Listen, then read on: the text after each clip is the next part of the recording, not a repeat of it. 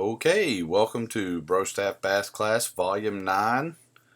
In this one, we're going to go over in-depth topwater techniques, how to choose them, why you choose certain ones for certain situations, different options you might have for different situations, and just the basics of how I go about choosing what topwater I use for a bunch of different reasons that you don't really think about out loud, but you do while you're on the water. Your mind is processing things about different topwaters you would like to fish, and I'm going to try to put them down in words and in diagrams in front of you to help guide you to choose maybe a different topwater or a more fun topwater you hadn't tried, or just get better at catching fish on topwater. So let's go straight to it.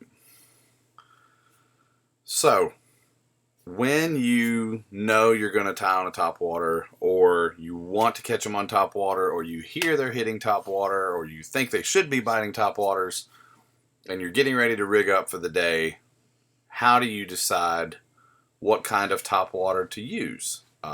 Obviously, tons of different ones, but basically, when I sat down here to make this, I decided that you can really break up why you're going to choose a bait in these three different categories I have in columns here.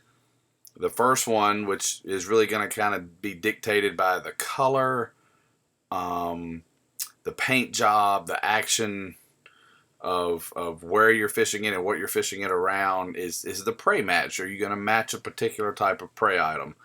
I've got most of the most common ones here in the column: the sunfish, your shad, even a baby bass, a worm or a lizard, and then of course a frog, and then that goes into rats and things like that. There's tons of different crazy prey items now that are available in lures, but I mean, these are your typical ones that we're going to mimic. Most of the time it's some type of bait fish, and then you dive into the crazy fun stuff too with the frogs and the lizards. But think about what type of prey item you would like to mimic. That's an easy one to go through. Once you've got that, then think about the type of cover or areas you're going to be fishing, and how to choose a bait that will do that properly without hanging up, covering that particular piece of structure properly. However the bait is used, is it applicable for that type of cover you're going to fish? And then the action of the bait. Do you want it walking, popping, buzzing, waking? Do you want it really quiet, or do you need it to fall a little bit in the top of the water column? And so really, if you dial in and if you just choose one from each of these particular columns, you'll dial in a bait. So for example, if I wanted to dial in a sunfish prey to fish in lily pads that I could also walk, maybe I want to keep it in one place and have it sashay back and forth and stay really close to those lily pads instead of coming out of them really fast, and then you're going to dial in something like this. This is a live target hollow-bellied sunfish, and it's going to do that perfectly. It's going to mimic that sunfish for you. It's going to come through lily pads because it's weedless, and this particular bait walks really well. So you've done it. If that's what you wanted to accomplish, you can do it with this bait. However, if you want a sunfish to fish in lily pads that buzzes, it comes through making a bubble trail and a lot of racket on the surface, then you can dial that in. You can get a Zoom horny toad in this particular color right here, which I can't remember what this one's called, but to me it mimics a sunfish really well. And you could put a weedless hook in this guy and throw him through the lily pads, and you can mimic that skittering sunfish profile coming through the lily pads. Again, if I change my action to a slight fall, maybe it's really high pressure, the water's clear, they're real negative, they're not coming up and blowing up on a topwater, and you want something to come through those lily pads on top and then just barely settle down into those holes, well, then you're going to get something like this Watermelon Magic Zoom Super Fluke. And you can spike the tail a little bit if you want to make it look just like a sunfish or something. But the point I'm trying to get across is you can dial in a topwater that will do the job for you based on those three columns. You kind of do this in your head anyway when you're out on the water and when you're going through your mind about what the fish are telling you. I'm just trying to break it out into a visible logic, I guess, of why we make these decisions. So I'm going to break topwaters down into two basic groups. I really couldn't think of another major group that I could break into that wouldn't be one of these already. So typically your topwaters are going to be a twitching style topwater where you actually have to impart the action of the bait with your rod tip. And then the constant retrieve topwaters where basically your reel speed, maybe the position of your rod tip, high or low, but the reel speed dictates the action. So that's about as basic as it gets. You just twitch it with the rod or you just wind it with the reel. And that's how I'm going to break these down. So with twitching baits, these are probably most of your hard topwaters and of course your soft plastic topwaters as well. But these guys really rely on your rod tip and your reel cadence to act right. Think of walking the dog. Think of popping a popper with the right rhythm or an off-balance rhythm, whatever they like.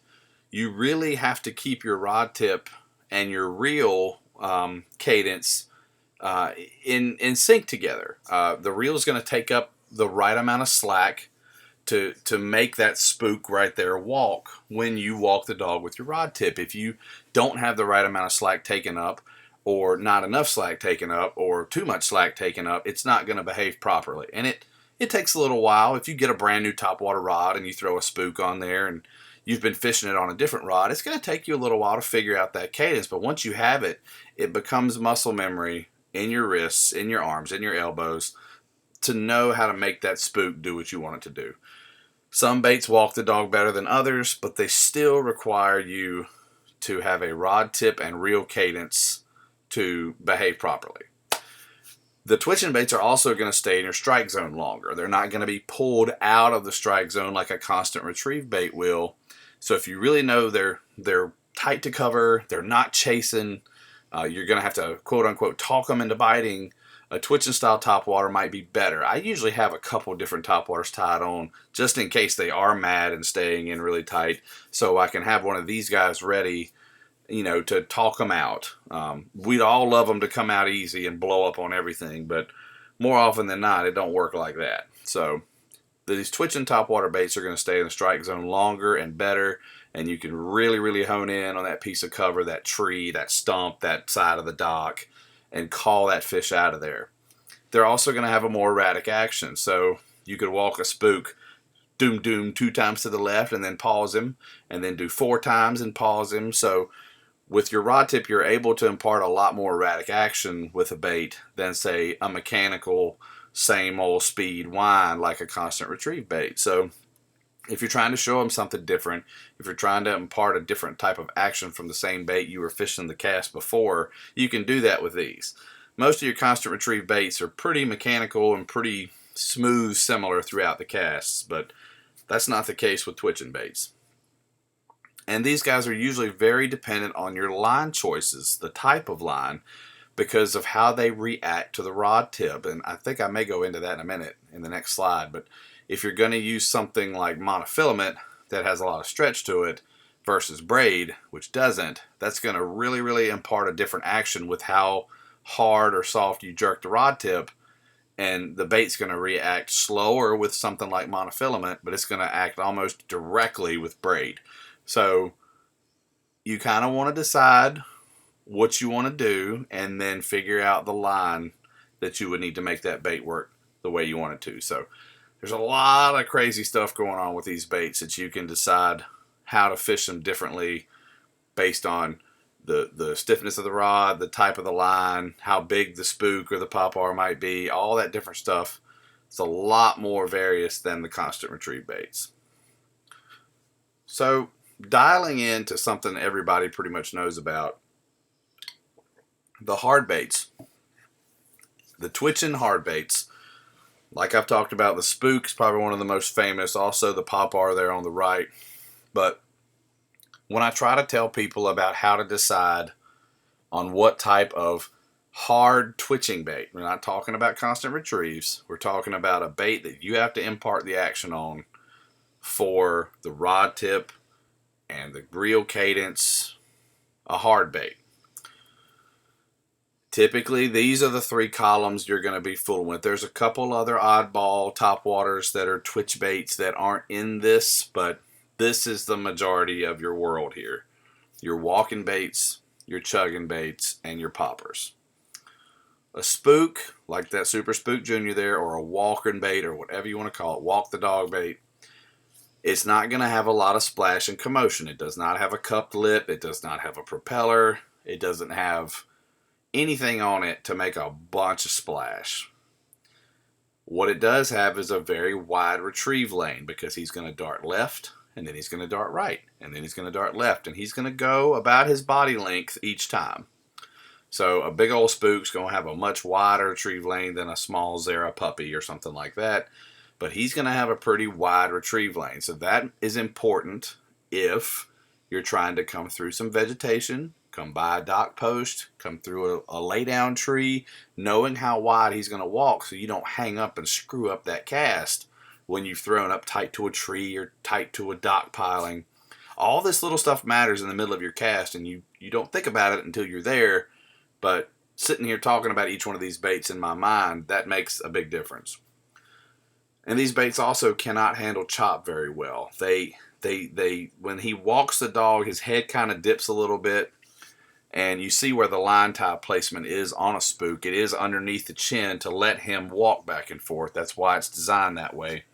So he's going to try to have a little bit of head dip to him, and when you have some chop or some wave action on the water, a lot of wind, if you get anything over 6 to 8 inch waves, he's going to have a hard time acting properly, and that may mean you need to switch to a different bait. He is phenomenal in clear water. When they can track that bait doing that walk the dog zigzag over the surface, there's something about it, especially in the fall, that really, really draws strikes. Don't know why they think a shad moves like that, or a brim, or whatever, but man, they love it. So, moving to a gunfish, a chugging style bait. This would also be something like a storm chug bug. So, it's still going to walk a little bit because of its long, slender shape. It's skinny, kind of cigar-like. It's got a little bit of splash. You got a small cupped lip on the front. It's going to catch just enough water to create a little displacement, a little gurgle, but it's not going to inhibit the walking of the bait.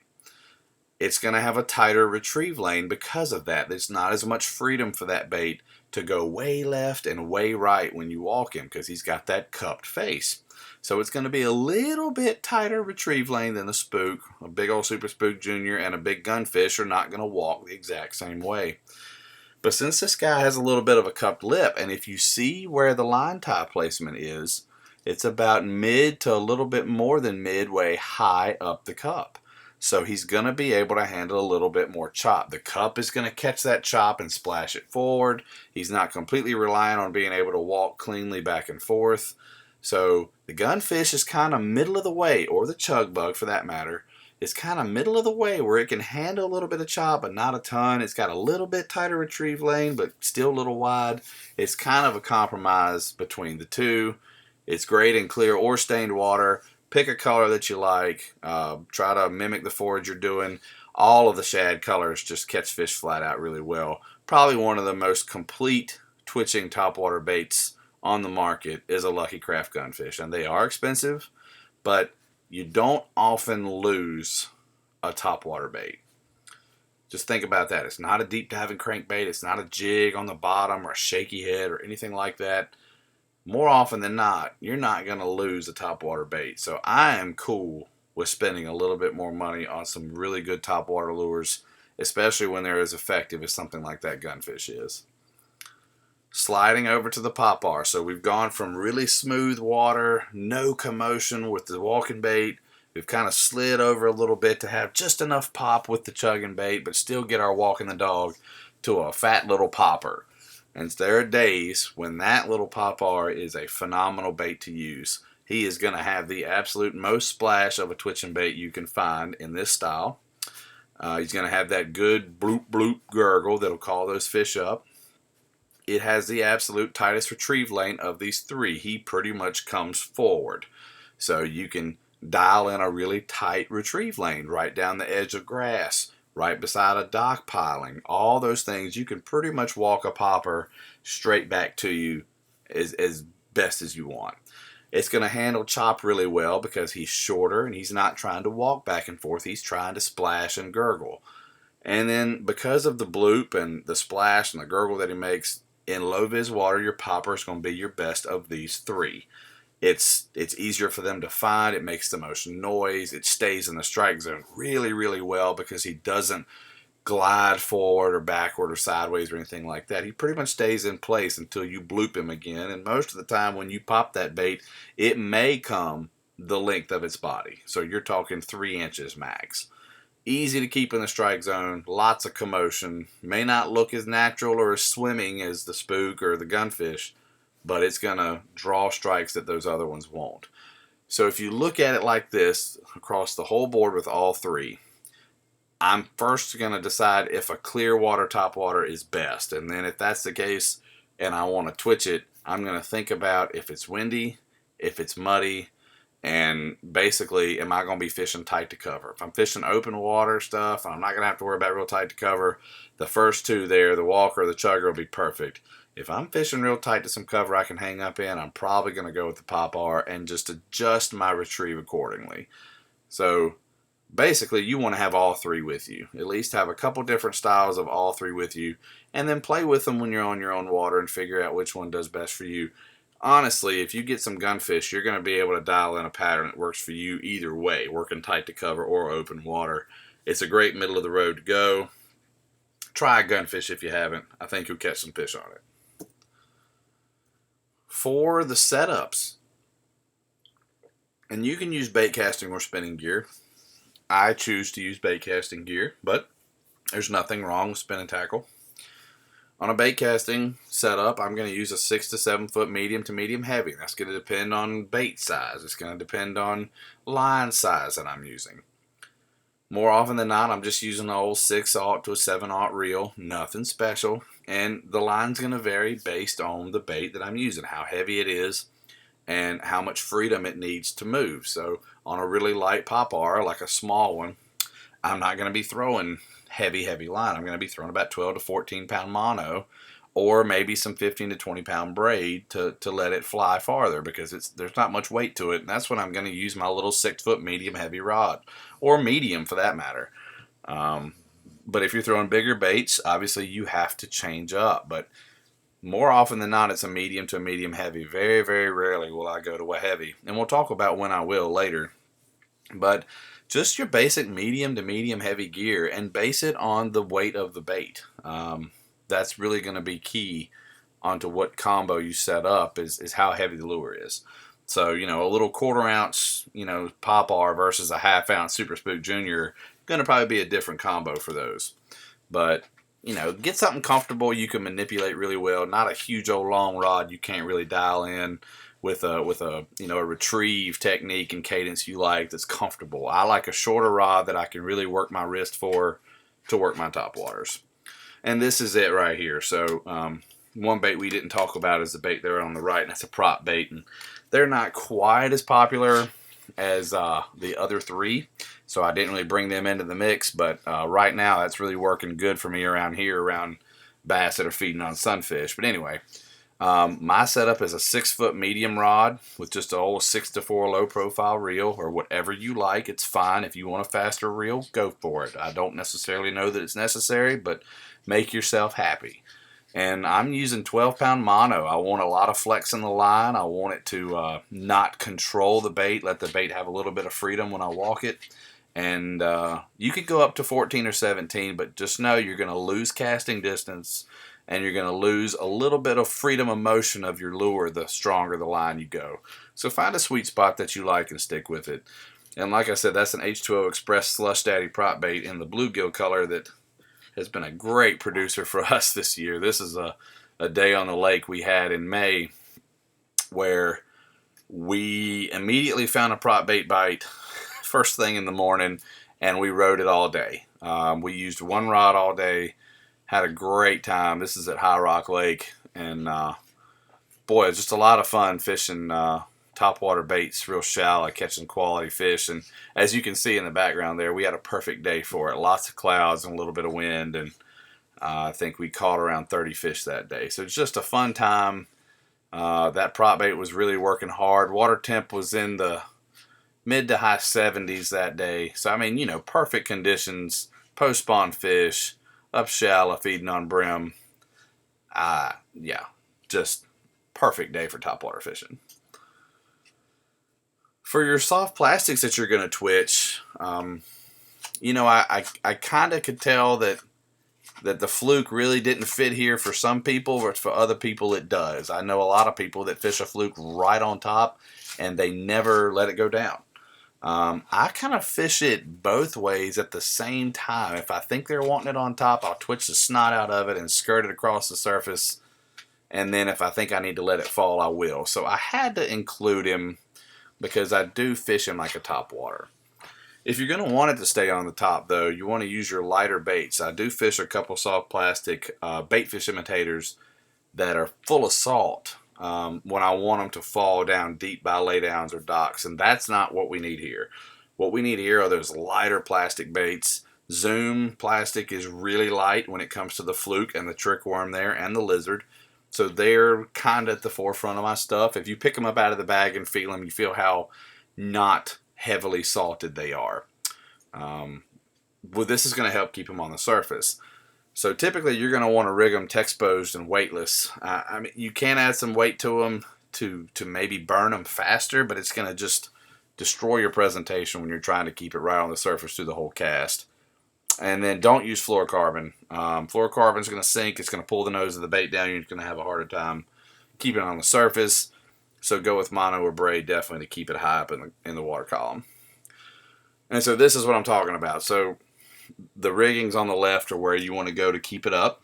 You don't want anything that's going to cause that bait to drop. So you see here a fluke, a trick worm, and a 6-inch zoom lizard there rigged up just like you would. EWG hook in each of them, weightless, tie straight to them, and go nuts twitching them across the surface. The column on the right there at the top, that's how I normally rig my fluke, and that's a case salty sinking minnow, which is full of salt when I want it to drop. I put that nose hook in it that makes the nose of that bait start pulling down into the water, which lets it fall faster. That's not what you want for topwater fishing. And the second one down there with the red X is a wacky rig worm. It's going to be really hard to keep a worm coming straight across the top like that. It'll fall great and it'll look good subtly, dropping by a dock or something, but keeping it on the surface, nah, you need to have that thing, Texas rigged weightless like it is on the left. And then a lot of people with a trick worm out of swivel, you can do that, but just know that if you do that, it's going to be hard to keep it on top. That swivel is going to add extra weight that pulls the nose of that bait down.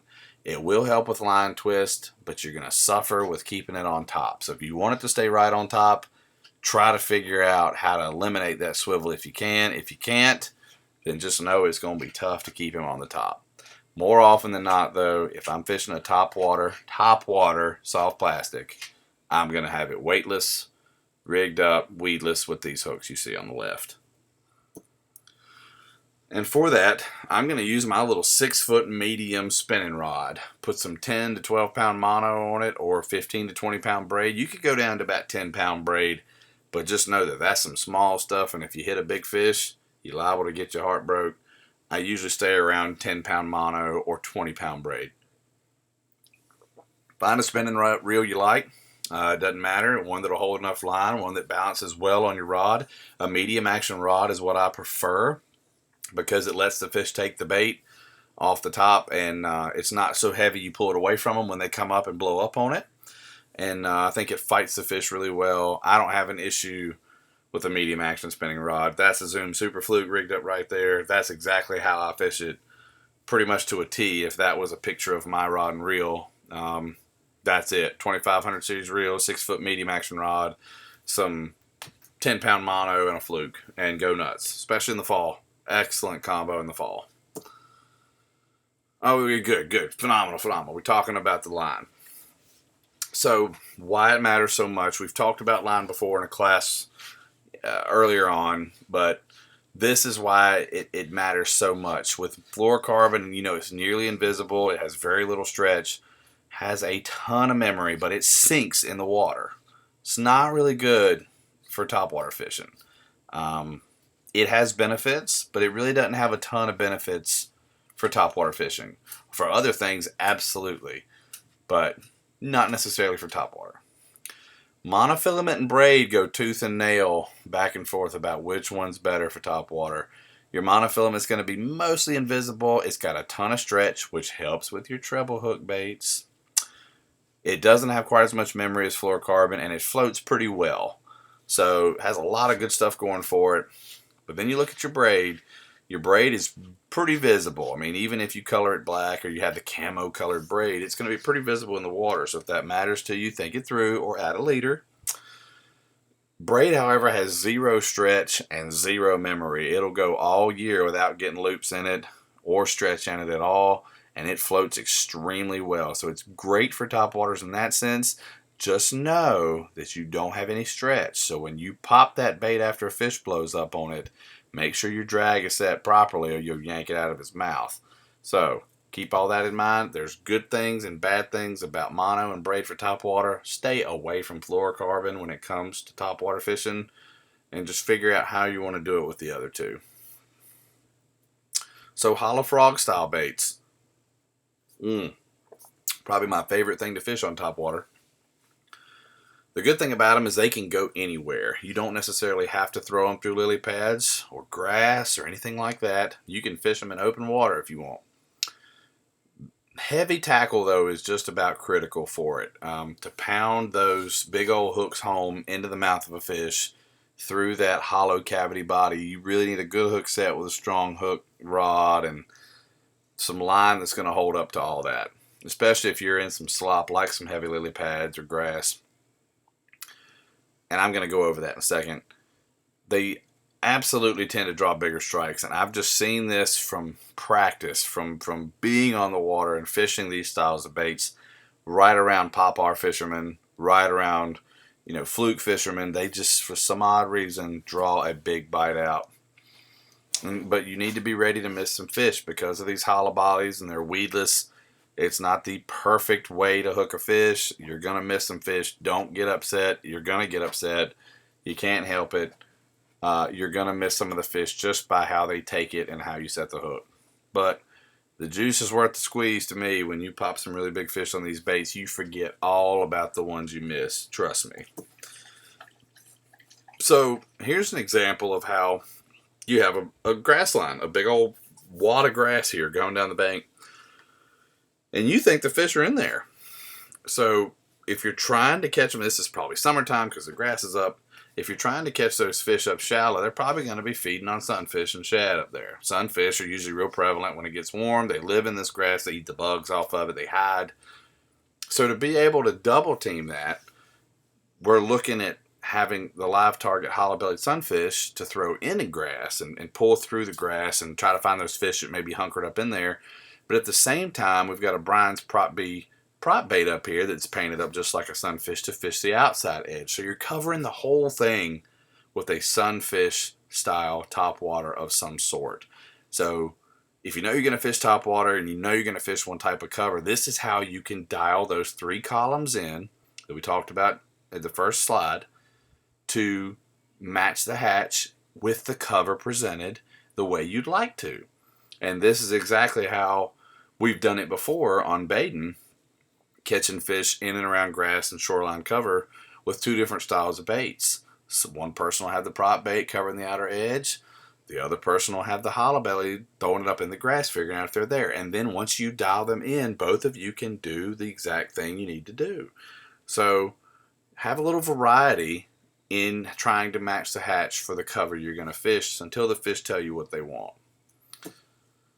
For hollow-bellied baits, whether it's sunfish or frog or whatever you got, because we're starting to branch out now and more companies are making new style hollow-bellied. There's rats now.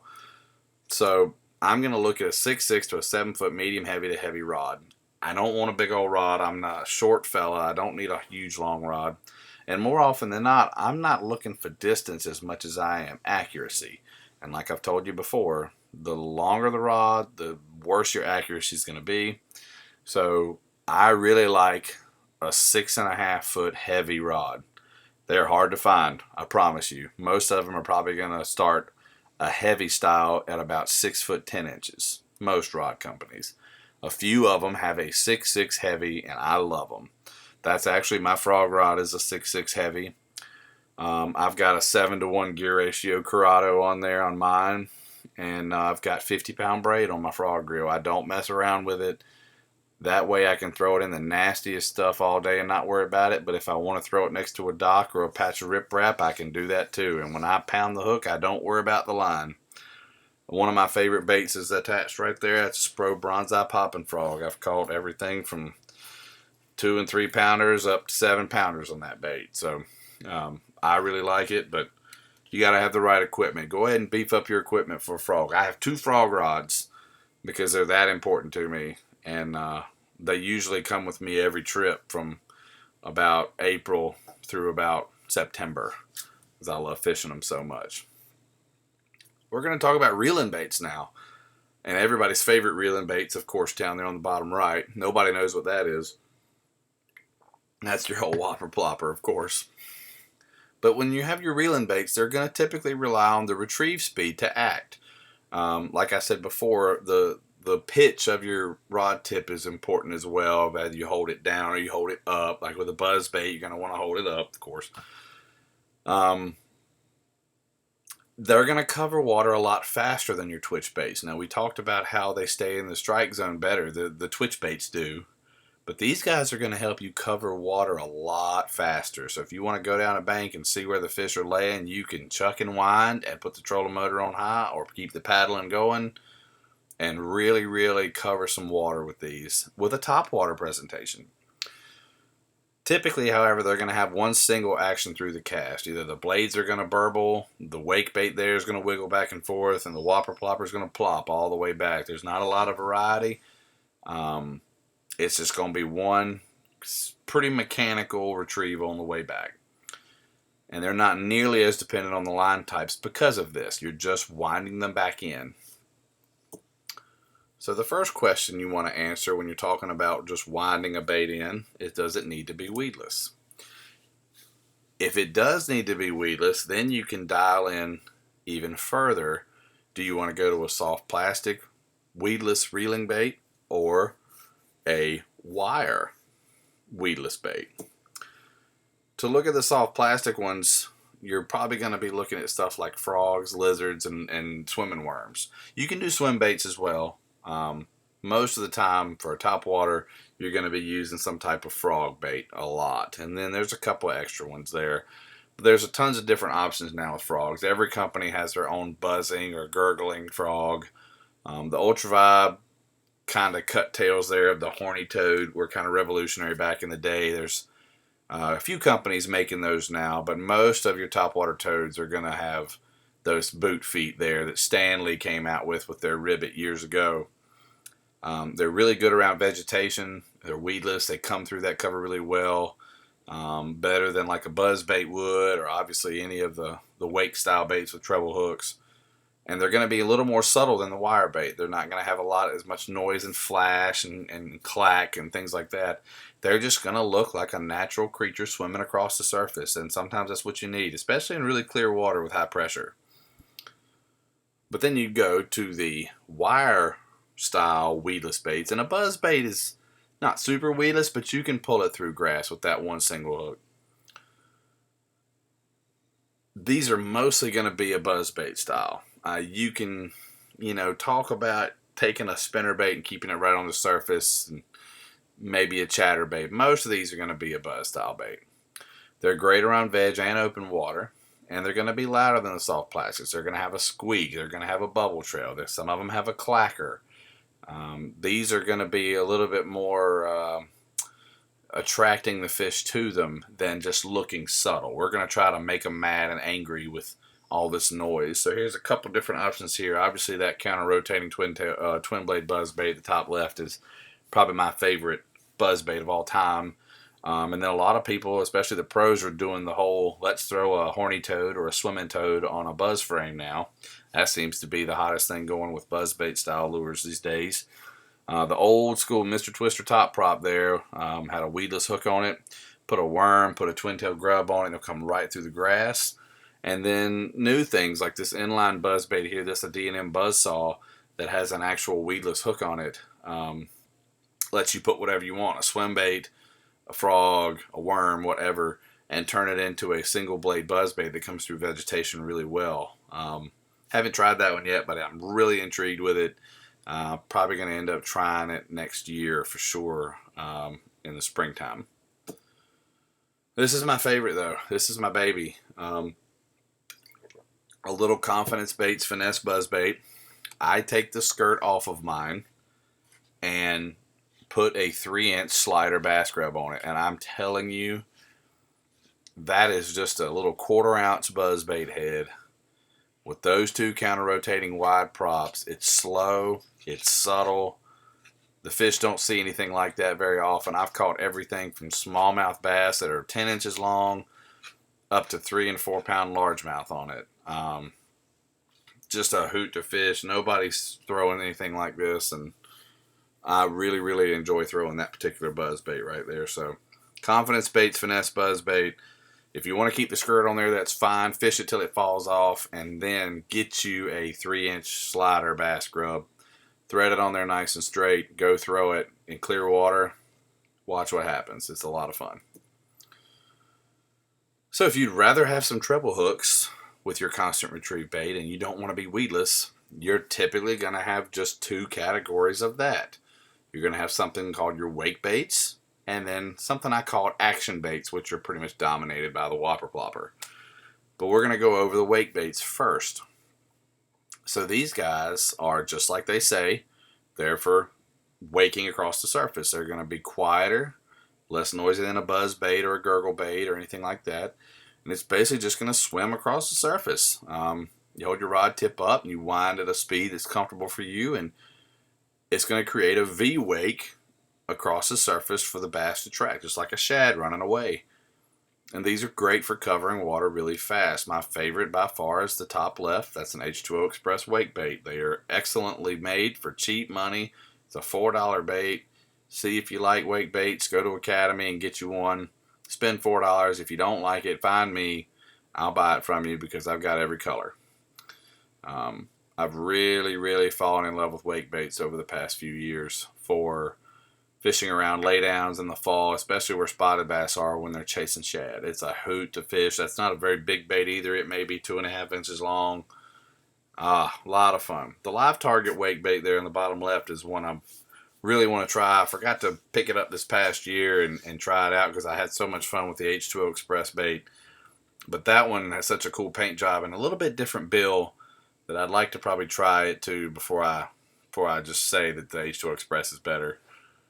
The Cotton Cordell Rippling Redfin is an old school bait. Guys have been fishing that bait for years, waking it across the surface, especially at night, under the moonlight or across points, and it's just a perfect lazy wiggle of a big bait fish pattern. Big striper fishing bait too, especially in rivers. But that's an old school bait you can try. It's a big profile, so be ready for that, but you'd be surprised what you could catch with it. And then the old Jackal Mikey Jr. wake bait. That was probably the first wake bait I ever fished.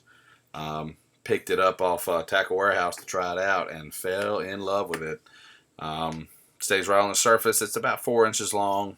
2 treble hooks on the Junior. If you go to the regular Mikey or the Senior, you have 3 treble hooks. A lot of fun. Caught a lot of bass on a different presentation they hadn't seen. And now they're even harder to find because they're a Jackal bait from Japan that doesn't get pushed much anymore. So if you find a Mikey Jr., let me know. I might try to get it from you. And the whopper ploppers. Okay, so we're going to go to the action baits. Pretty much everybody's throwing a whopper plopper at this point in time. And you kind of know why they like it, but this kind of breaks it out. These baits are more active, louder, and disrupt the surface. I mean, a lot of splash, a lot of noise. You know, if you've ever thrown that big, 130 whopper plopper, or how much base that thing has coming across the surface. So it's going to call the fish to it with its action. It's not trying to be subtle. It's not trying to look like it's running away. It is telephoning them to come get it. In this arena, obviously your plopper style baits are the dominant ones, but you do have some at the bottom there that are different, like the jitterbug. That little walking boss at the bottom left caught me a ton of fish. That's the first time I tried it, was this past fall, and I fell in love with it. It's basically a long jointed jitterbug, and it's something they ain't never seen before, and it worked. And then you got cool stuff like the Evolution Baits Grass Burner on the right. It's like half buzz bait, half hard bait with a skirt.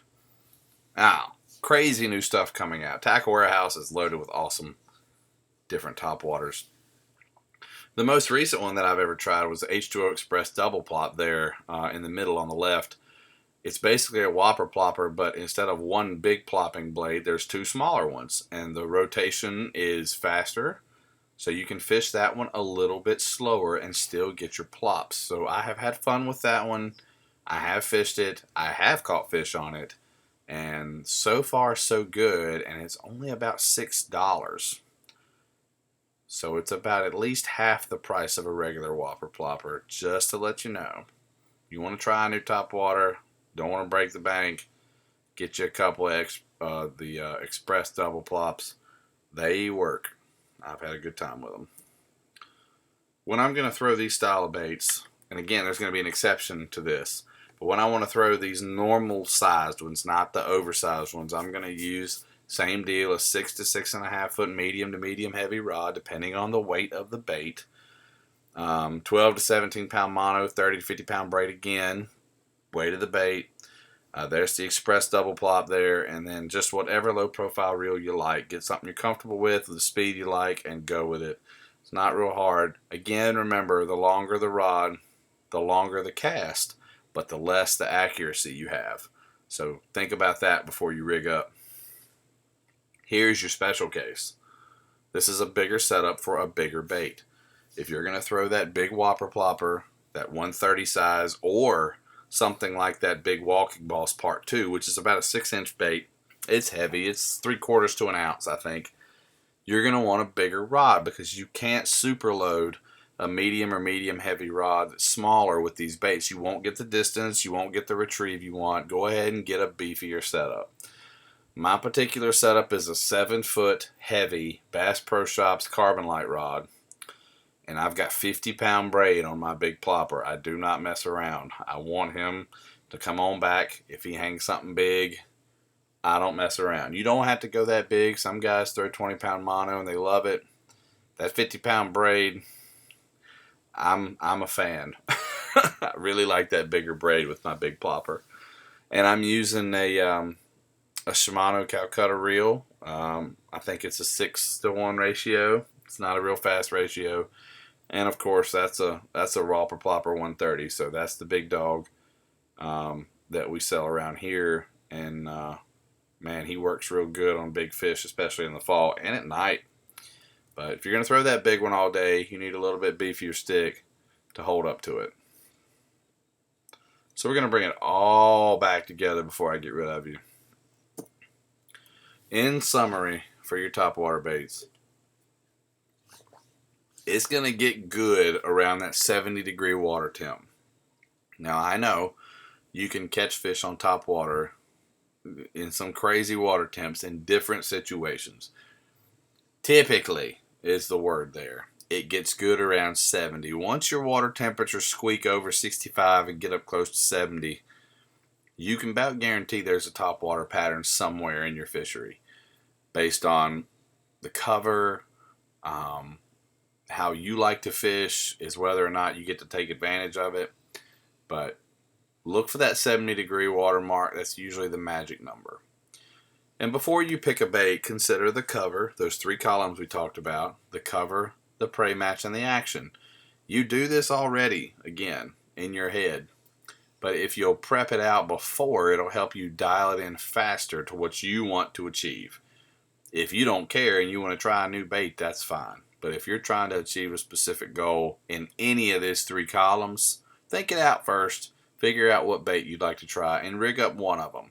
And if you're wanting to try multiple actions, multiple prey matches, and multiple cover, you can. Pick a couple different rods, put a couple different topwaters on them until you dial in what they want, and then go nuts and catch all the fish you can on topwater because it's fun.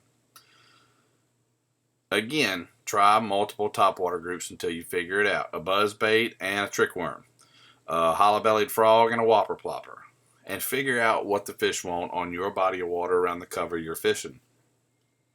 The lower the visibility, though, whether that's because of the dark of the daylight leaving early in the morning, late in the evening, or at night, or because of the water clarity, whether it's murky, green, brown, whatever, the more active the bait needs to be. They need to be able to find it because they're coming through the water column to the surface to eat it. It's a little bit of lateral line and a whole lot of sight when it comes to topwater baits. So keep in mind, if they can't see real good, you're going to have to make your presence known to get bit. Very different if visibility's high. Your active bait may not be required. But if you have visibility low, like I said, either due to the light of the day or the water clarity itself, think about trying to make it as active as it can be until the fish tell you otherwise. There's tons and tons of topwater options. Have fun with all of them. Try something new. Dial in a new pattern you've never tried before. Look on Tackle Warehouse and find a new bait that looks fun and just go nuts with them. The window of opportunity here is pretty long. Usually around here in North Carolina, it's about late April to early May, all the way through October. We can catch them on topwater. So we get a lot of experience around here with it. And it's a lot of fun. It's probably the most fun bite you can have is a topwater bite. And that's it. This is going to be a short one. I just covered, the basics of how you choose a topwater bait for different situations and in your waters and how you should go about figuring out which ones work best for you. I'm not going to tell you how to fish any of them. I'm going to tell you how to choose ones that get the job done on your body of water for how you like to fish, and y'all go nuts with them and have a good time. If there's any questions you have, this is how I can be found. On Facebook, you can find the Brostat Bass Class page, or you can find me, Dave Ferguson. On YouTube, my channel is called Fergfish, all one word, 2 capital F's. And I really appreciate y'all tuning in. And get ready for Volume 10, where we'll go over something else in bass fishing in the Brostat Bass Class. Thank y'all.